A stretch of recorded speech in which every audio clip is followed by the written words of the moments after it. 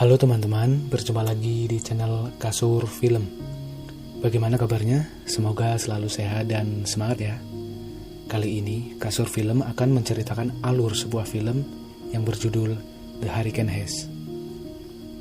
Garapan sutradara Rob Cohen yang rilis tahun 2018. Film ini dibintangi oleh Toby Kebbell sebagai Will, Maggie Grace sebagai Cassie, Ryan Kwanten sebagai Brice, dan Ralph Ineson sebagai Connor. Baik, langsung saja kita ke alur cerita filmnya. Film dimulai dengan memperlihatkan perjalanan seorang ayah bersama kedua anaknya yang bernama Will dan Brice. Kedua anak itu bertengkar karena kakaknya yaitu Brice terlalu asik dengan mainannya yang membuat mereka terjebak dalam badai.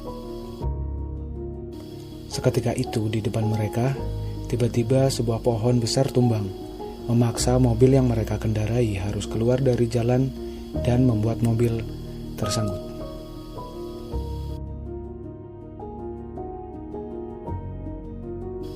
Akhirnya mereka pergi menuju sebuah rumah yang sudah kosong. Sang ayah mencoba menenangkan kedua anaknya tersebut dan menyuruhnya tetap berlindung di rumah itu.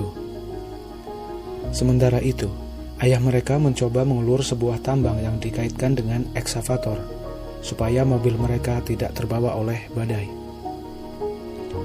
Suasana semakin mengerikan karena badai sudah semakin dekat dengan lokasi Will dan Brice berlindung.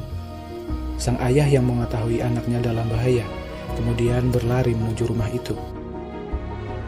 Tapi naas, saat itu juga ayah mereka tertabrak tangki air besar yang membuatnya harus kehilangan nyawanya. Badai itu terus menyerang dan memporak-porandakan rumah perlindungan Brice dan Will.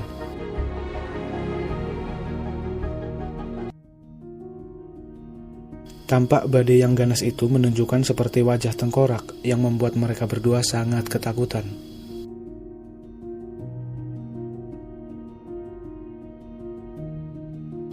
"25 tahun setelah kejadian itu, Departemen Cuaca Nasional sedang melakukan pemantauan sebuah badai tropis.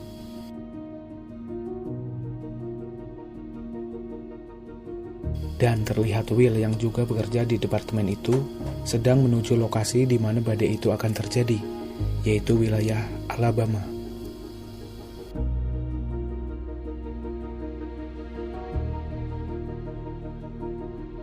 Polisi lokal yang dipimpin oleh Sheriff Dixon memerintahkan pasukannya untuk menghimbau warganya mengungsi. Sementara itu, jalanan sudah dipenuhi kemacetan karena terdapat mobil yang rusak, dan ditambah 3 mobil kontainer besar hendak menuju ke Departemen Keuangan. Cassie dan Connor bertugas mengantarkan uang negara ke departemen.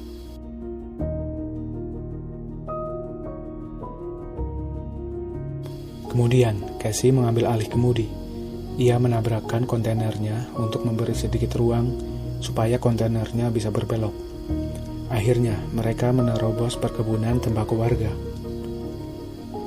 Saat itu, 2 orang sedang membetulkan sebuah pemancar sinyal yang rusak.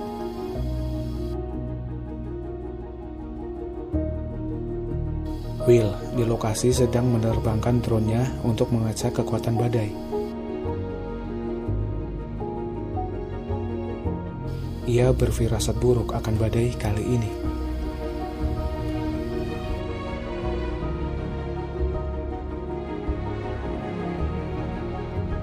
Cassie dan Connor akhirnya sampai di Departemen Keuangan.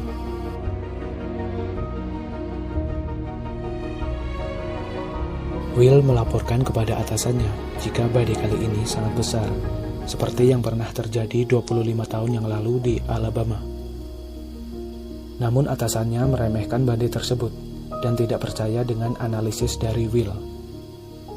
Di Departemen Keuangan terlihat beberapa petugas sedang melakukan pekerjaannya. Dan Cassie memindai akses dan masuk ke ruangan di mana terdapat uang yang masih baru. Moreno datang ke ruangan dengan 2 orang IT.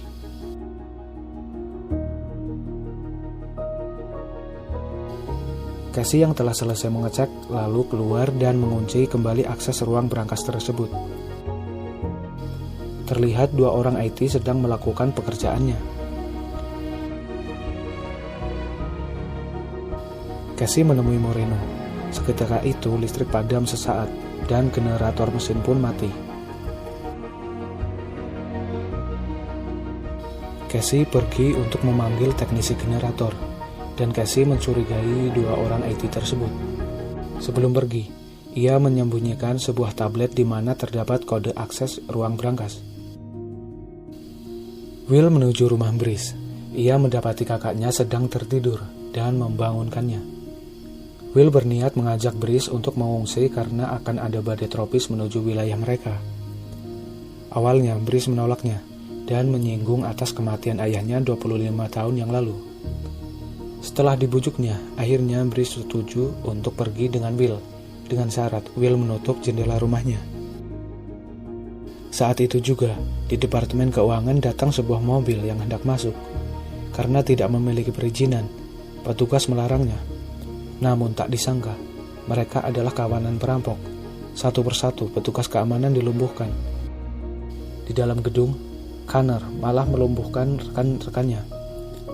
Perampok itu memasang peledak di pintu masuk dan kemudian meledakkannya. Rupanya, Connor dalang dari penyerangan ini. Dia kemudian menemui Moreno dan 2 orang IT itu adalah hacker. Sementara itu, saat Will dan Brice akan menutup jendelanya, datang Casey menemui mereka. Brice lalu pergi dengan Casey untuk membetulkan generator yang rusak. Connor dan komplotannya mencoba mengakses masuk ke ruang berangkas, tapi kode aksesnya salah. Rupanya kodenya sudah diganti oleh Casey. Connor mengancam Moreno dan bertanya di mana Casey berada. Casey dan Brice akhirnya sampai di lokasi. Tidak ada petugas yang berjaga membuat Casey curiga ada sesuatu yang tidak beres. Casey keluar mobil dan mengendap, tapi aksinya diketahui oleh anak buah Connor. Mereka menyuruh Casey menyerahkan diri. Dengan cepat, Brice datang ke arah Casey dan menyuruhnya masuk ke dalam mobil. Upayanya tidak berhasil karena jalan keluar diblok oleh hacker. Brice akhirnya tertangkap dan Casey masih mencoba melarikan diri. Terjadi saling tembak antara Casey dan anak buah Connor. Will yang datang di lokasi itu menyelamatkan Casey. Will sangat khawatir dengan keadaan Brice, membuat emosinya tak terkendali. Casey mencoba menenangkannya. Brice menuju ruangan generator. Dia melihat petugas keamanan yang dikurung. Ia tak menyangka hari itu menjadi hari yang sangat buruk. Casey dan Will mencoba meminta pertolongan kepada polisi lokal, yaitu Sheriff Jackson. Tapi Sheriff rupanya bagian dari perampok itu. Ia menyuruh Casey membuang senjatanya.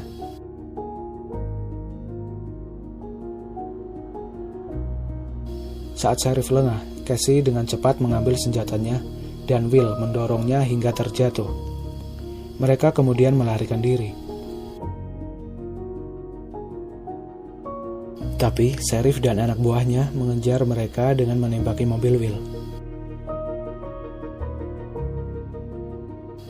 Will kemudian berhenti dan memasang paku bumi dari mobilnya, yang membuat mobil Sheriff menabrak belakang mobil Will dan terpental.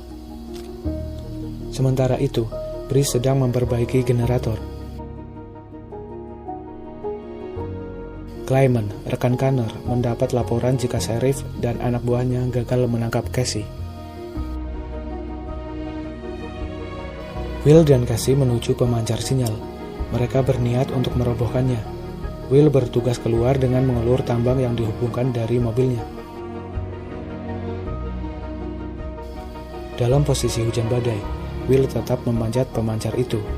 Setelah terkait tambang dengan pemancar, datang pasukan Connor ke lokasi mereka. Will menyuruh Casey untuk menarik tambang itu dengan mobilnya. Mereka saling tembak. Connor menyuruh Jackie untuk mundur, tapi Jackie tertembak dan mobilnya menabrak hingga meledak. Casey memundurkan mobil Will dan menarik pemancar itu. Saat itu juga di departemen kode akses sudah mulai hampir didapatkan oleh hacker.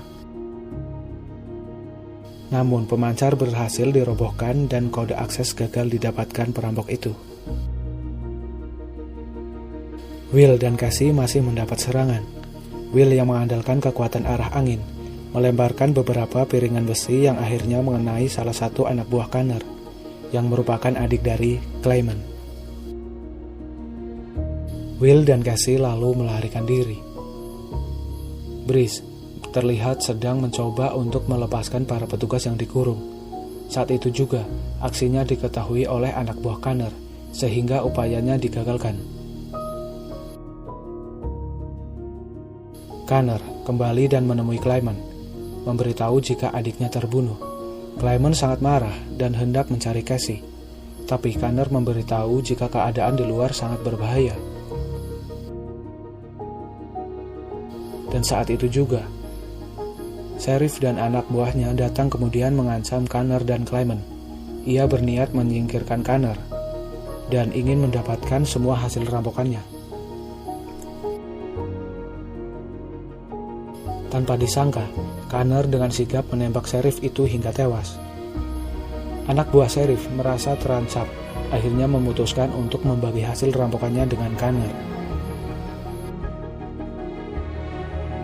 Will dan Casey berada di sebuah mall. Casey mencoba bernegosiasi dengan Connor. Ia akan memberikan kode akses berangkas dengan syarat Connor harus melepaskan sandera yaitu Moreno dan Brice.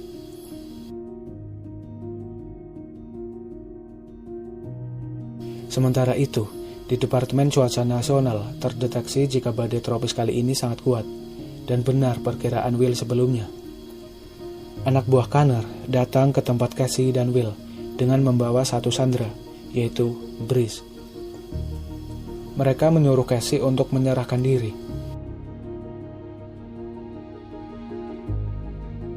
Will melihat ke alat pendeteksi kekuatan angin.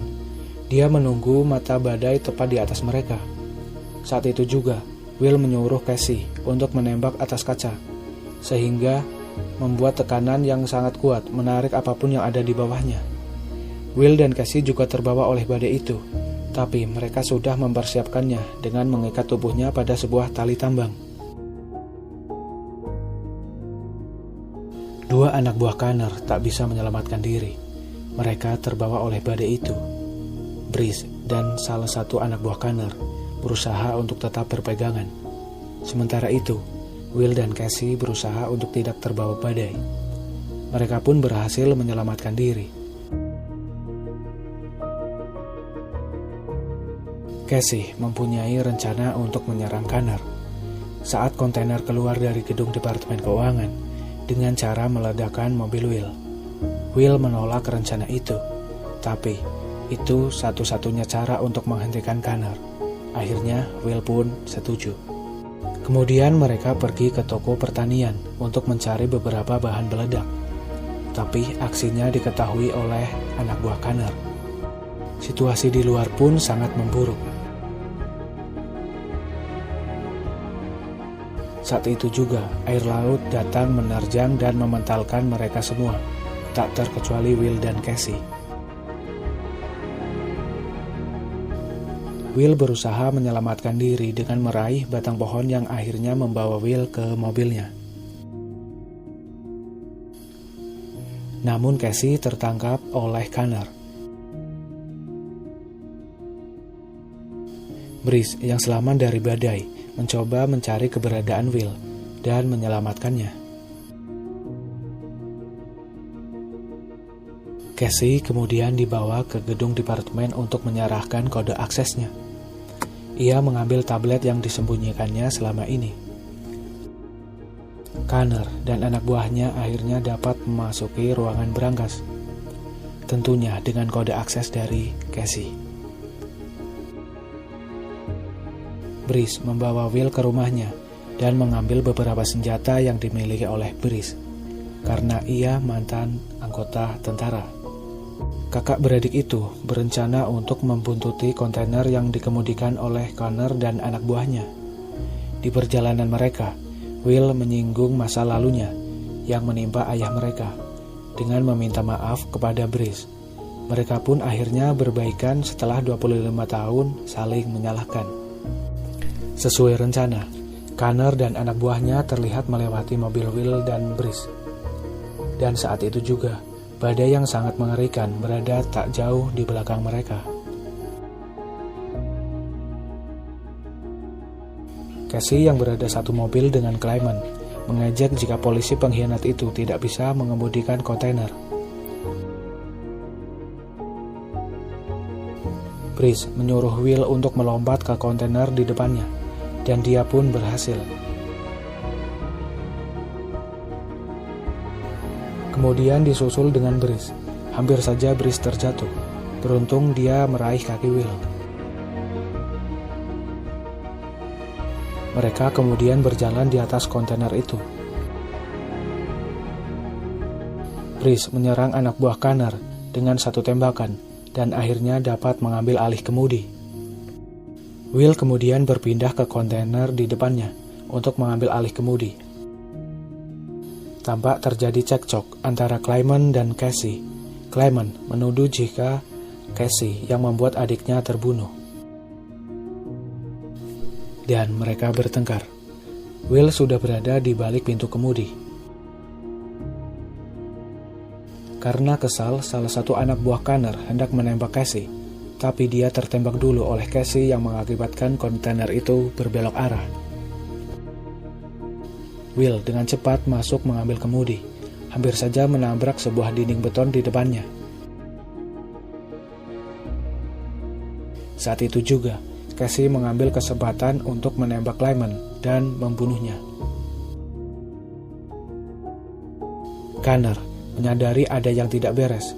Ia lalu menambah kecepatan laju mobilnya. Brice mencoba menyerang Connor dan mereka saling tembak. Tapi dari sisi lain, Casey berhasil menembak lengan Connor. Badai di belakang mereka semakin mendekat. Connor dengan rasa sakitnya berusaha bertahan.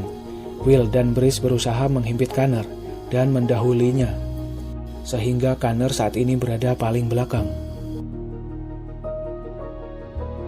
Karena badai yang sangat kuat, pintu belakang mobil Connor pun terbuka. Semua uang di dalamnya terbang terbawa badai, sekaligus dengan box mobilnya. Naas, box mobil yang terbang kemudian jatuh tepat mengenai Connor. Mobil kontainer yang dikendarai Brice terjadi kerusakan mesin. Kemudian ia berpindah ke mobil yang dikemudikan oleh Will. Brice mencoba ingin menyelamatkan dua anak buah Connor, tapi saat itu juga mereka terbawa oleh badai yang mengerikan. Tampak wajah tengkorak dari badai tersebut seperti yang pernah Will lihat sebelumnya. Akhirnya mereka bertiga berhasil selamat dari badai tersebut. Mereka sangat senang karena nyawanya selamat dan dengan membawa uang $200 juta. Mereka berencana untuk berpindah ke Meksiko untuk memulai kehidupan yang baru. Dan film pun selesai. Menurut saya pribadi, film The Hurricane Heist ini sangat keren, di mana terdapat dua konflik, yaitu badai dan perampokan dalam satu waktu. Terima kasih yang sudah menonton videonya sampai selesai. Saya, Fendi Kuntoro, mohon undur diri. Sampai berjumpa di video selanjutnya. Wassalamualaikum warahmatullahi wabarakatuh.